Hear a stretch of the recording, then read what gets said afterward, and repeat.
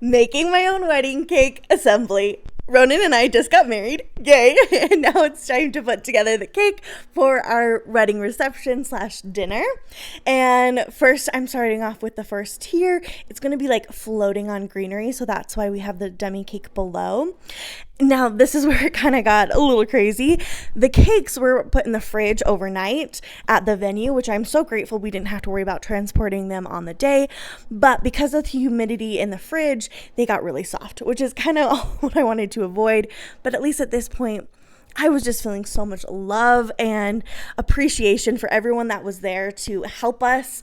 Oh my goodness, I am so, so grateful. Even though it was a lot messier than expected, it was so wonderful. Now, as you can see, the cake is taller than me at this point.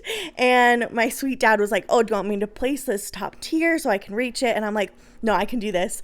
And so I placed it right on just from the acrylic base because it was a little bit precarious and nerve-wracking at this point because it was so tall and we were just on a little bit of a time crunch.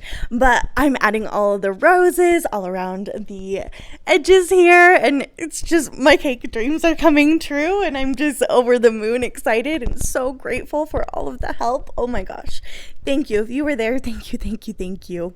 And then we had the greenery, and now it's time to change into our wedding clothes, and this is me with my cake and I'm just so in love with it. Thank you so much for joining me on this journey, and truly just my cake journey in general. I'm so grateful for you joining us. We actually didn't cut this cake because it's all styrofoam. I made a little cake inspired by that third tier to cut into. It was chocolate Nutella. Oh my gosh, so good. And Ronan and I rode off into the sunset.